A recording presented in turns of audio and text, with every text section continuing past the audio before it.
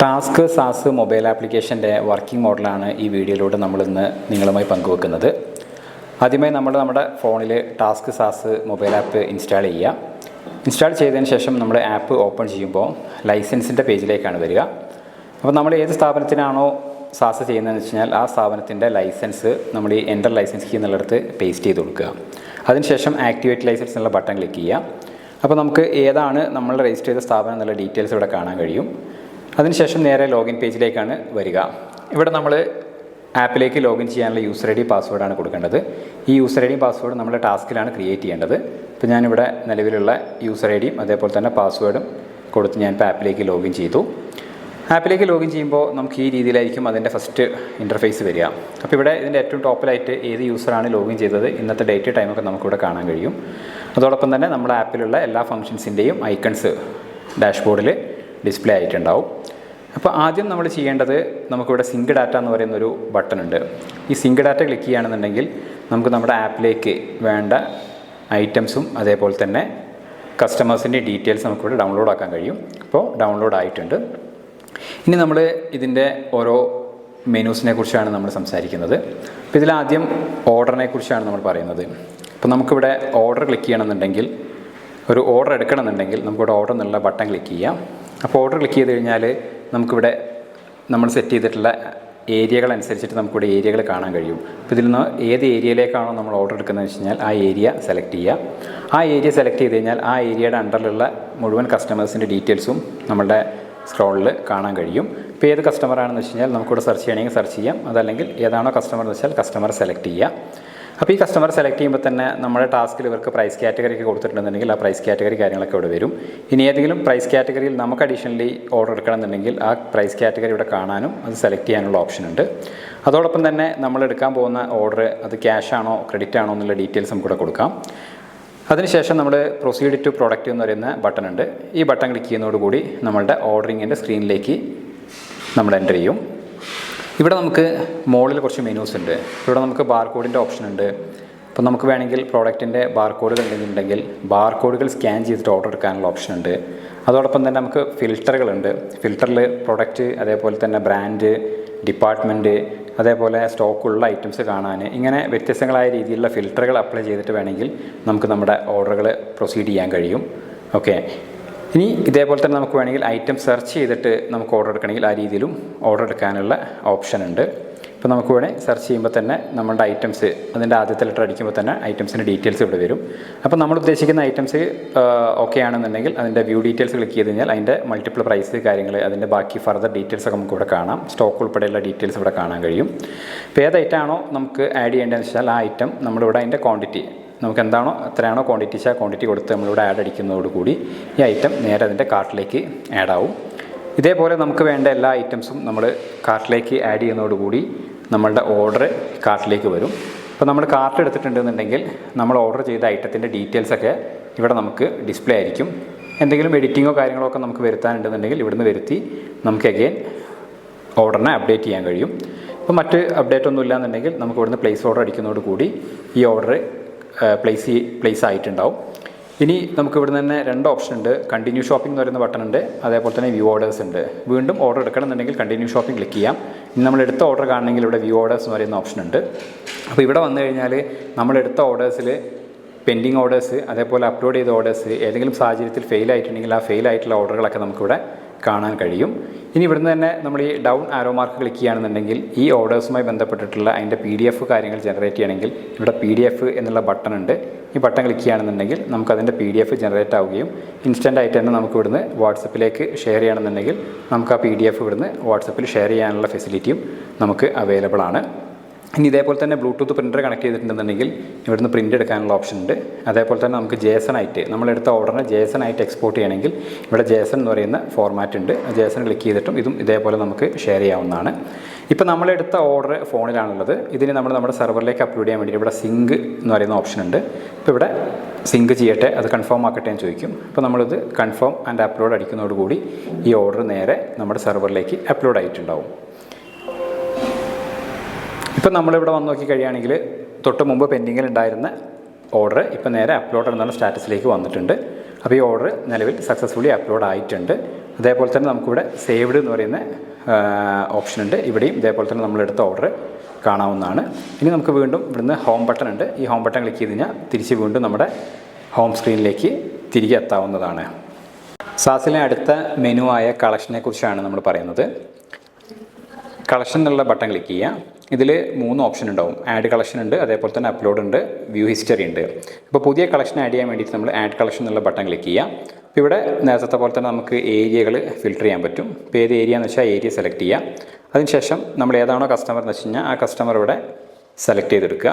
അവരുടെ കയ്യിൽ നിന്ന് കിട്ടുന്ന എമൗണ്ട് അത് എത്രയാണെന്ന് വെച്ച് കഴിഞ്ഞാൽ ആ എമൗണ്ട് നമ്മളിവിടെ എൻ്റർ ചെയ്യുക. ഇനി അത് ക്യാഷ് ആണെങ്കിൽ നമുക്ക് ക്യാഷ്, അതല്ല ചെക്കാണെന്നുണ്ടെങ്കിൽ ചെക്കും, അതേപോലെ തന്നെ ചെക്കിൻ്റെ നമ്പറും നമുക്കിവിടെ കൊടുക്കാനുള്ള ഓപ്ഷൻസ് ഉണ്ട്.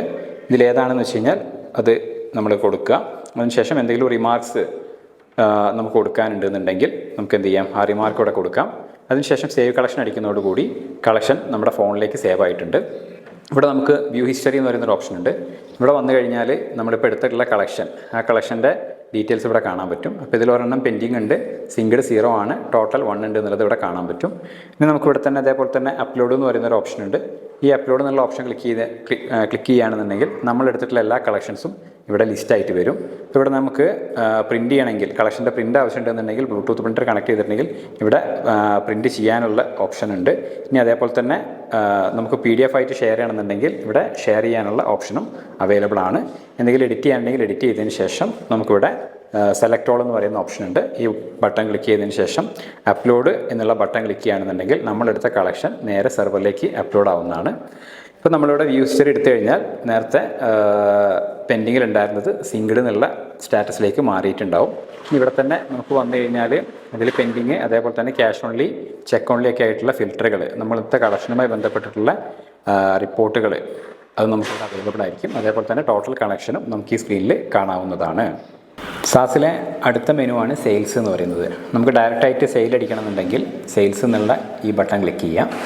ഇവിടെയും നമുക്ക് ഇതേപോലെ തന്നെ ഏരിയ സെലക്ട് ചെയ്യാനുള്ള ഓപ്ഷൻ ഉണ്ട്. അതേപോലെ തന്നെ ഏരിയൻ്റെ അണ്ടറിലുള്ള കസ്റ്റമർ ആരാണെന്ന് വെച്ചാൽ നമ്മൾ ആ കസ്റ്റമറെ സെലക്ട് ചെയ്യുക. അതിനുശേഷം നമ്മൾ നടത്തുന്ന സെയിൽസ് ക്യാഷ് ആണോ ക്രെഡിറ്റ് ആണോ എന്ന് കൊടുക്കാനുള്ള ഓപ്ഷൻ ഉണ്ട്.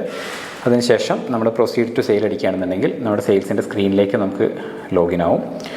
ഇവിടെ നമുക്ക് ഏതാണോ പ്രൊഡക്റ്റ്, ആ പ്രൊഡക്റ്റ് വേണ്ടതെന്ന് വെച്ച് കഴിഞ്ഞാൽ ആ പ്രൊഡക്റ്റുകൾ നമുക്കിവിടെ നമ്മുടെ കാർട്ടിലേക്ക് ആഡ് ചെയ്യാം. അപ്പോൾ അതിനനുസരിച്ചിട്ട് നമ്മൾ സെലക്ട് ചെയ്യുന്നതിനനുസരിച്ച് ആ പ്രൊഡക്റ്റുകൾ ഇവിടെ കാർട്ടിലേക്ക് ആഡ് ആവും. ഇനി നമുക്കിവിടെ കാർട്ട് എന്നുള്ള ബട്ടൺ ക്ലിക്ക് ചെയ്യുകയാണെന്നുണ്ടെങ്കിൽ ഇവിടെ നമുക്ക് നമ്മളെടുത്ത സെയിൽസിൻ്റെ ഡീറ്റെയിൽസ്, ഐറ്റംസിൻ്റെ ഡീറ്റെയിൽസ് ഒക്കെ ഇവിടെ കാണാവുന്നതാണ്. അപ്പോൾ നമ്മൾ ഓർഡർ കഴിഞ്ഞിട്ടുണ്ടെന്നുണ്ടെങ്കിൽ നമുക്ക് ഇവിടുന്ന് എന്ത് ചെയ്യാം, സെയിൽസ് എന്നുള്ള ബട്ടൺ ഉണ്ട്. ഈ ബട്ടൺ ക്ലിക്ക് ചെയ്യുകയാണെന്നുണ്ടെങ്കിൽ നമുക്കിവിടുന്ന് ഓർഡർ അപ്ലോഡ് ആയിട്ടുണ്ടാവും. ഇനി നമുക്ക് ഇവിടുന്ന് നമ്മളെടുത്ത സെയിൽ കാണണമെന്നുണ്ടെങ്കിൽ ഇവിടെ വ്യൂ ഓർഡേഴ്സ് ഉണ്ട്. ഇവിടെ പോയി കഴിഞ്ഞാൽ നമ്മൾ ഇതുവരെ എടുത്തു വെച്ചിട്ടുള്ള സെയിൽസൊക്കെ നമുക്കിവിടെ കാണാവുന്നതാണ്. അപ്പോൾ ഇവിടുന്ന് നമ്മൾ എന്ത് ചെയ്യുക, ഈ ബട്ടൺ ക്ലിക്ക് ചെയ്യുകയാണെന്നുണ്ടെങ്കിൽ നമുക്ക് ഇവിടുന്ന് സെയിൽ സിങ്ക് ചെയ്യാനും അതേപോലെ തന്നെ PDF ആക്കാനും പ്രിൻ്റ് എടുക്കാനൊക്കെ ഉള്ള ഓപ്ഷൻ അവൈലബിൾ ആയിരിക്കും. ഞാനിവിടുന്ന് സെയിൽ അപ്ലോഡ് ചെയ്തിട്ടുണ്ട്. ഇപ്പോൾ നമ്മൾ നടത്തിയിട്ടുള്ള സെയിൽസ് ഇവിടെ അപ്ലോഡ് സ്റ്റാറ്റസിലേക്ക് വന്നിട്ടുണ്ട്. ഒരു സെയിൽ ഇവിടെ പെൻഡിങ്ങിലുണ്ട്. അപ്പോൾ ആ സെയിലും നമുക്ക് ഇവിടുന്ന് ഇതേപോലെ തന്നെ വേണമെങ്കിൽ ക്ലിക്ക് ചെയ്തിട്ട് അപ്ലോഡ് അടിക്കുന്നതോടുകൂടി നമ്മളുടെ മുഴുവൻ സെയിൽസും എന്ത് ചെയ്തിട്ടുണ്ട്, നിലവിൽ അപ്ലോഡ് ആയിട്ടുണ്ട്. അപ്പോൾ നമുക്കിവിടെ ഓൾറെഡി നമ്മൾ നടത്തിയിട്ടുള്ള സെയിൽസൊക്കെ കാണുന്നുണ്ടെങ്കിൽ ഇവിടെ വ്യൂ പ്ലേസ്ഡ് സെയിൽസ് എന്ന് പറയുന്ന ഓപ്ഷൻ ഉണ്ട്. അപ്പോൾ ഇവിടെ വന്നു കഴിഞ്ഞാൽ നമ്മൾ നടത്തിയ സെയിലുകൾ, അതിൽ അപ്ലോഡ് ചെയ്തിട്ടുള്ള സെയിൽസിൻ്റെ ഡീറ്റെയിൽസ് വേറെയും അതേപോലെ തന്നെ സേവ് ചെയ്തതും ഫെയിലായിട്ടുള്ള ഡീറ്റെയിൽസൊക്കെ ഉണ്ടെന്നുണ്ടെങ്കിൽ നമുക്കിവിടെ കാണാവുന്നതാണ്. ഇനി ഇതേപോലെ തന്നെ നമ്മുടെ സാസിലുള്ള മറ്റൊരു ഓപ്ഷനാണ് സെയിൽസ് റിട്ടേൺ എന്ന് പറയുന്നത്. സെയിൽസ് റിട്ടേണും ഏകദേശം സെയിൽസ് പോലെ തന്നെയാണ്. നമ്മുടെ ഏരിയ കാര്യങ്ങളൊക്കെ സെലക്ട് ചെയ്തിട്ട് നമ്മൾ കസ്റ്റമേഴ്സ് നടത്തുന്ന സെയിൽസ് റിട്ടേൺ, ആ സെയിൽസ് റിട്ടേൺ ഈ സ്ക്രീൻ വെച്ചിട്ടാണ് നമ്മൾ എന്ത് ചെയ്യേണ്ടത്, എൻ്റർ ചെയ്യേണ്ടത്.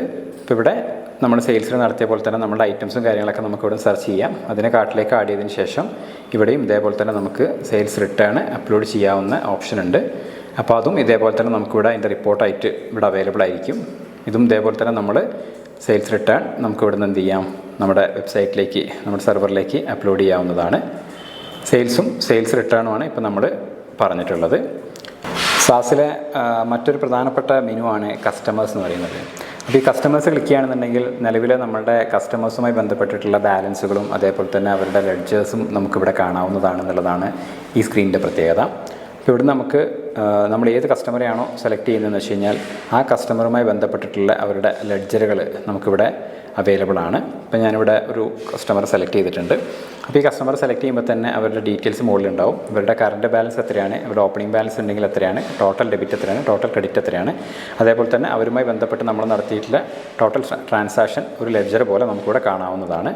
അപ്പോൾ അതേപോലെ നമുക്ക് ഏത് കസ്റ്റമർ വേണമെങ്കിലും ലെഡ്ജർ ബാലൻസും അതേപോലെ തന്നെ അവരുടെ ടോട്ടൽ ബാലൻസും ലെഡ്ജർ ഡീറ്റെയിൽസും നമുക്ക് ഈ കസ്റ്റമർ എന്ന് പറയുന്ന ടാബിൽ അവൈലബിൾ ആയിരിക്കും. അടുത്തതായി നമ്മളിനി പറയുന്നത് ടാസ്ക് സാസിലെ പ്രധാനപ്പെട്ട ഏറ്റവും ഹൈലൈറ്റിംഗ് ആയിട്ടുള്ളൊരു ഫംഗ്ഷനെ കുറിച്ചാണ്. അതായത് പഞ്ചിൻ അതേപോലെ തന്നെ ലൊക്കേഷൻ ക്യാപ്ചർ എന്നുള്ള 2 ഫെസിലിറ്റീസ് ഉണ്ട്. ഇതിനെക്കുറിച്ചാണ് നമ്മൾ ഡിസ്ക്രൈബ് ചെയ്യുന്നത്. ഇപ്പോൾ നമ്മളുടെ സെയിൽസ് എക്സിക്യൂട്ടീവ്സ് അതേപോലെ കളക്ഷൻ ഏജൻറ്റുമാരൊക്കെ റൂട്ടിൽ പോയതിന് ശേഷം അവർ ഏത് ലൊക്കേഷനിൽ നിന്നാണ് ഇവർ ഓർഡർ എടുക്കുന്നത് അല്ലെങ്കിൽ കളക്ഷൻ എടുക്കുന്നത് എന്നുള്ളതിനെക്കുറിച്ച് പലപ്പോഴും നമ്മളുടെ ഓഫീസിൽ അറിയാൻ സാധിക്കാറില്ല. അപ്പോൾ അതിന് വേണ്ടിയിട്ടാണ് നമ്മൾ ഈ ഒരു ഫെസിലിറ്റി ഡിസൈൻ ചെയ്തിട്ടുള്ളത്.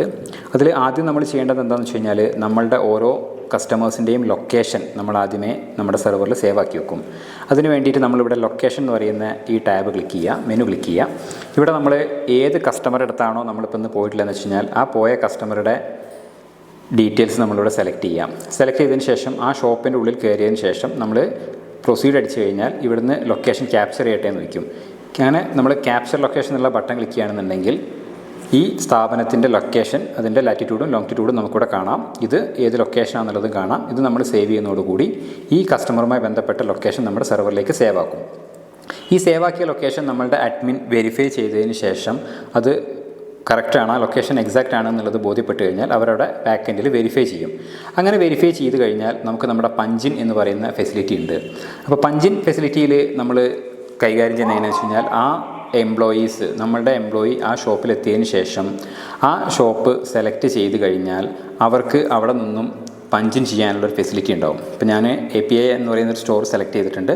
ഇവിടുന്ന് അവർ പഞ്ചിൻ ചെയ്യാണ്. ഇപ്പോൾ പ്രൊസീഡ് ക്ലിക്ക് ചെയ്യുകയാണെന്നുണ്ടെങ്കിൽ ഇവിടുന്ന് പഞ്ചിൻ ചെയ്യട്ടെ എന്ന് വയ്ക്കും. അപ്പോൾ പഞ്ചിൻ ക്ലിക്ക് ചെയ്യുന്നതോടുകൂടി ഈ ആൾ എക്സാക്റ്റ് ലൊക്കേഷൻ ആണെന്നുണ്ടെങ്കിൽ അവർ കറക്റ്റ് ലൊക്കേഷൻ എന്നാണ് പഞ്ചിൻ ആയതെന്നുള്ളത് അവർക്ക് തന്നെ കാണാൻ പറ്റും. ഇപ്പോൾ ഈ കസ്റ്റമർ പഞ്ചിൻ ആയിട്ടുണ്ട്. ഇനി ഇപ്പോൾ തന്നെ നമുക്ക് ഇവിടുന്ന് അവരുടെ ഒരു സെൽഫി അപ്ലോഡ് ചെയ്യാനുള്ളൊരു ഓപ്ഷൻ ചോദിക്കും. ഇപ്പോൾ ഞാനിപ്പോൾ ഇവിടുന്ന് ഒരു ഇമേജ് എടുത്തിട്ടുണ്ട്. ഈ ഇമേജ് ഇതേപോലെ തന്നെ സേവ് ചെയ്യുന്നതോടുകൂടി അവരുടെ പഞ്ചിനും അതേപോലെ തന്നെ അവരുടെ സെൽഫിയും കൺഫേം ആക്കട്ടെ എന്ന് വയ്ക്കും. ഇത് കൺഫേം ചെയ്യുന്നതോടുകൂടി ഇവരുടെ പഞ്ചിൻ സക്സസ് ആയിട്ടുണ്ട്. ഇനി ഇപ്പോൾ ഇവർ ആ ഷോപ്പിൽ അവരുടെ ഹവേഴ്സ് സ്റ്റാർട്ട് ചെയ്തിട്ടുണ്ടാവും. ഇനി പഞ്ചിൻ ചെയ്തതിന് ശേഷം മാത്രമേ ഓർഡർ എടുക്കാവൂ എന്നുള്ള ഫെസിലിറ്റി വേണ്ട ആളുകൾക്കാണെന്നുണ്ടെങ്കിൽ ഇവിടുന്ന് പഞ്ചിൻ ചെയ്ത ഉടനെ തന്നെ നമുക്ക് ഇവിടുന്ന് ഓർഡറാണോ അല്ലെങ്കിൽ കളക്ഷനോ ക്ലിക്ക് ചെയ്തിട്ട് നമ്മുടെ ബാക്കി ഓപ്പറേഷൻസ് ഇവിടുന്ന് സ്റ്റാർട്ട് ചെയ്യാവുന്നതാണ്.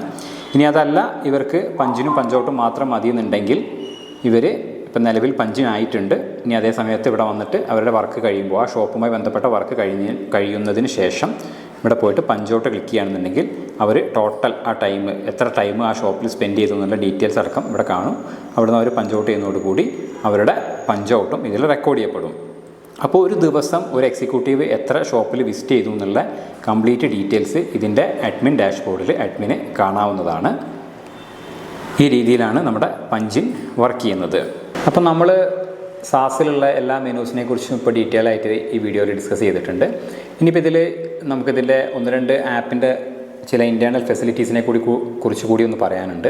അപ്പോൾ ഇതിൽ നമുക്കിവിടെ ഡാഷ്ബോർഡ് എന്ന് പറയുന്ന ഈ ബട്ടൺ ക്ലിക്ക് ചെയ്യുകയാണെന്നുണ്ടെങ്കിൽ നമുക്ക് നമ്മുടെ ആപ്പുമായി ബന്ധപ്പെട്ടിട്ടുള്ള അതിൻ്റെ പ്രൈമറി ഡീറ്റെയിൽസുകൾ, ആ ആപ്പ് എന്നാണ് എക്സ്പയർ ആവുക, ഇനി എത്ര ദിവസം ഉണ്ട്, അതേപോലെ തന്നെ ആപ്പിൻ്റെ ലൈസൻസ്, കസ്റ്റമർ ഡീറ്റെയിൽസൊക്കെ നമുക്കിവിടെ കാണാവുന്നതാണ്.